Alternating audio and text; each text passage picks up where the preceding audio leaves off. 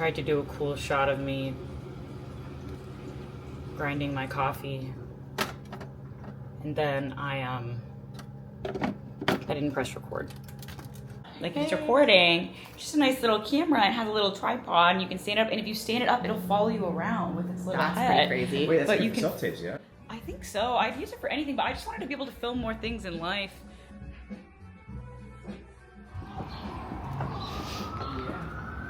I feel like while I'm doing treatment, I should like take a second with the camera every day. Oh, you're doing what? Treatment. Oh, yes, yeah. And just be like, today I'm feeling this, today I'm feeling that. Diary. Yeah. I realized as I was editing that as I video diary whatever it is I'm doing, I am existing like everyone who's listening knows what I'm talking about.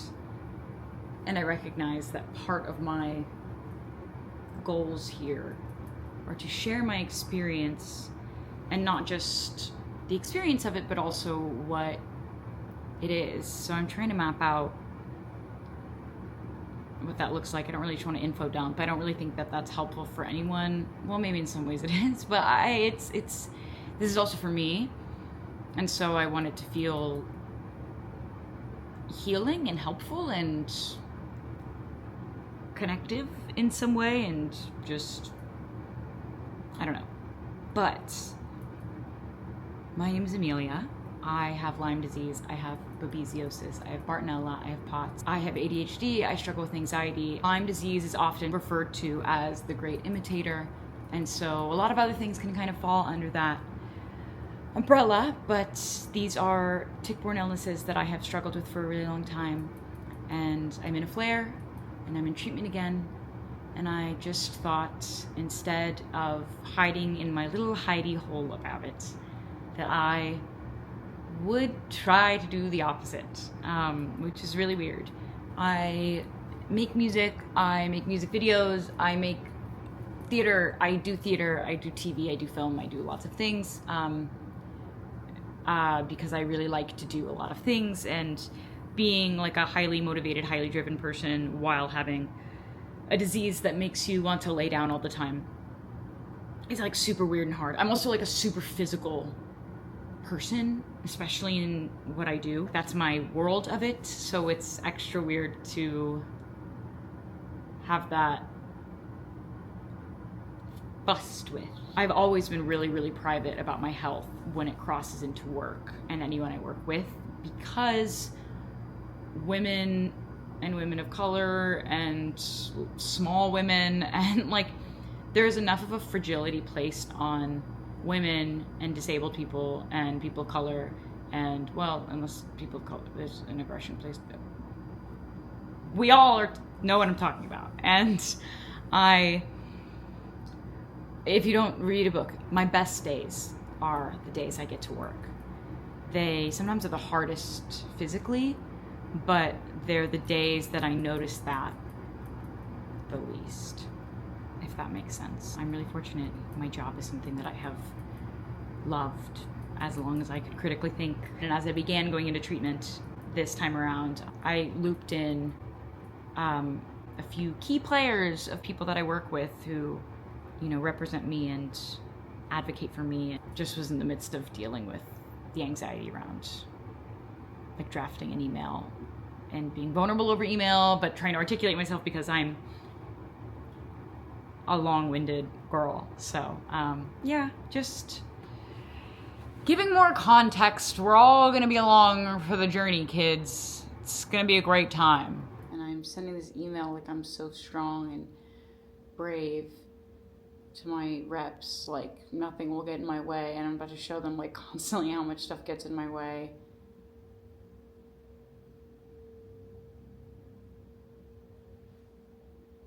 Like, I just want to take it off.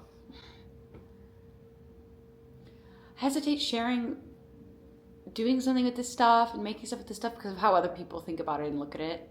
And also my own questions about how much I want to share of myself in that way. Yeah, I want to follow other people doing it, and I want other people to do it. I don't want to have to be the person who does it, even though what I'm expressing is like a gap, a thing that needs to be,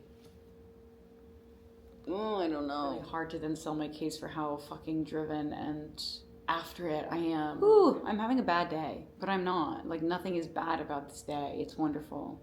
I'm daunted by treatment starting. I'm waiting to see if there's any chance it starts today. I didn't think I'd be in treatment so quickly, I guess.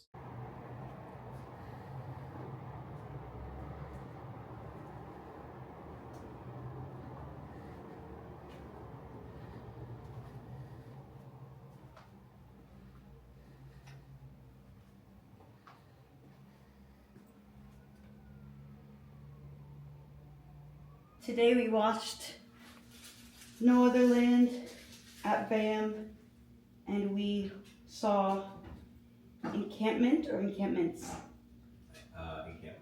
Encampments at the Angelica. Both really exceptional documentaries, beautifully done, really powerful. I really hope they get more. I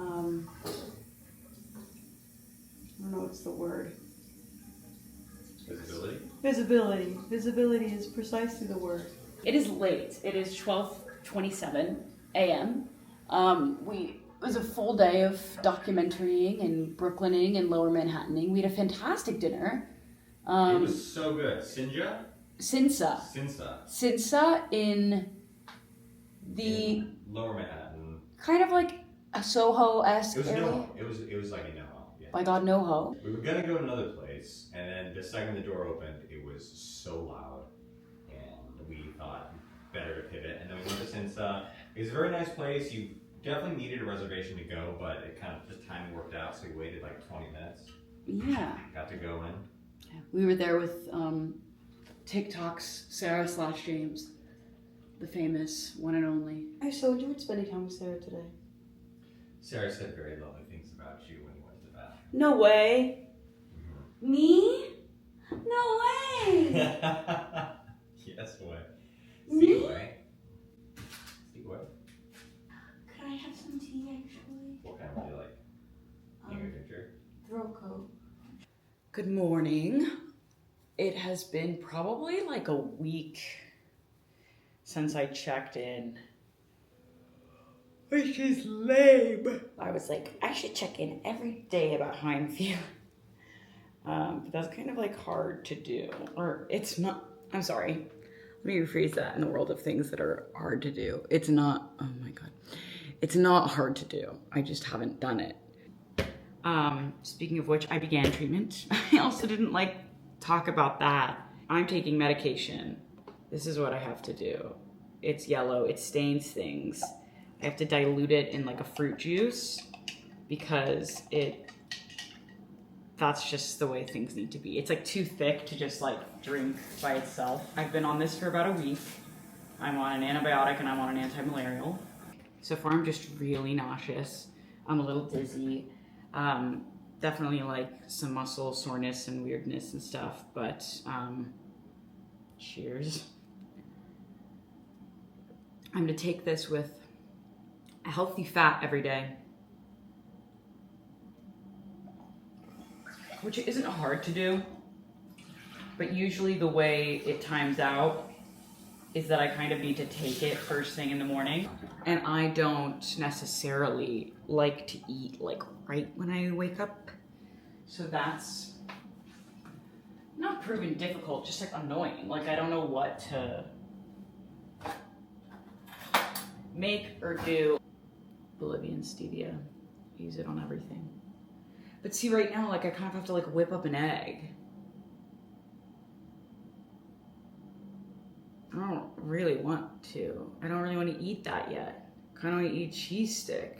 I went through like a really horrible skin period, and I do think it's because I used snail mucin, which some people on the internet, well, that became a real big thing. And so I love I fall prey to capitalism and consumerism, and so I bought it. I was using it for a bit, and then my skin started freaking out, and I didn't know why, and I didn't really believe that was why, because I've never had such a strong reaction to a product of any kind before. But then I saw some people on the internet, and somebody can debunk this if they so please, but then I saw something on the internet where they said that if you have a dust mite allergy, snail mucin might be really reactive for you. And I do have a dust mite allergy, so I then came to believe that this was the cause of my plight.